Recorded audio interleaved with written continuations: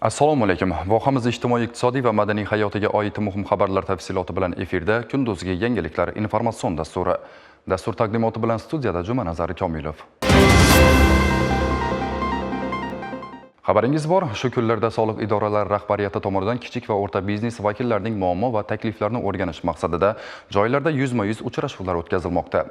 Navbatdagi uchrashuv Yangiariq tumanida bo'lib o'tdi. Unda soliq qo'mitasi hamda viloyat soliq boshqarmasi rahbariyati ishtirok qildi. Joriy yilning 19-mart kuni Prezidentimiz Shavkat Mirziyoyevning kichik va o'rta biznes vakillari bilan uchrashuvda tadbirkorlikni qo'llab-quvvatlash bizning strategik yo'limiz deya ta'kidlab, ushbu soha rivoji yo'lida biznes egalari uchun alohida yengilliklar va imkoniyatlar berilishi hamda ularning muammolarini hal etish maqsadida joylarda rahbarlar bilan yuzma-yuz uchrashuvlar tashkil etish belgilangan edi.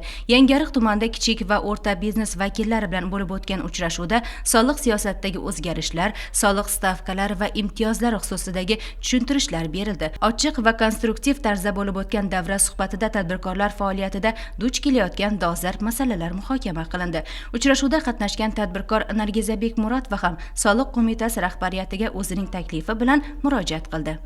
Bugungi uchrashuvimiz juda ham bir mazmunli, yaxshi bir kayfiyatda o'tdi. Sababi viloyat boshqarmasining boshlig'ining shaxsan o'zlari kelishi, biz tadbirkorlar bilan ochiq muloqoti, har bir korxonani ichida bo'lgan muammosini o'rganishi va qolaversa taklif va muammolarni joyida hal qilishi juda ham bizga bir dalda bo'ladi desam bo'la bo'lmaydi. O'zimiz korxona misolida aytadigan bo'lsak, mana bizniki tikuvchilik korxonasi, fabrikamiz bor Yangiariq tumanida, 200 ta yangi ish o'rni yaratganmiz. Albatta ishlab chiqarish bo'lgandan keyin albatta ishlab chiqarishda ham o'ziga yarasha muammolari bor, ya'ni talablardan kelib chiqqan holatda takliflar bor. Bu uchrashuvdan bitta taklif berib o'tdim.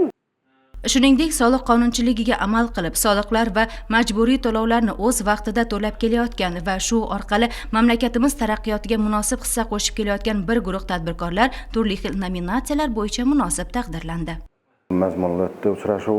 Xursandmiz bundan bizlarga e'tibor shu daraja bo'lganidan. Bizning dorixonamiz qo'shilgan qiymat solig'i bo'yicha soliq to'lovchi bo'lib, oldingi yildan o'tganmiz. Bu bizlarga sal qiyinchiliklar tug'dirgandan bo'ldi, boshqa bo'ldi, lekin hammasi yaxshi o'rganib ketdik. Qolaversa, bu yil mana 1-apreldan o'zgarishlar bo'ldi. Hamma dorixonalar qo'shimcha qiymat solig'iga o'tishdi. Endi bu hammaga tenglik bo'ldi. Xaridorlarga eng ko'p chek bergan tadbirkor deb topilibmiz biz.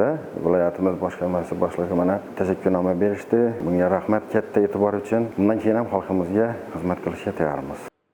Bunday uchrashuvlarni o'tkazishdan asosiy maqsad tadbirkorlik muhtojchiqligi va adolatli soliq tizimini ta'minlash, eng asosiysi esa muammolarni o'rganib, ularni hal qilish hisoblanadi.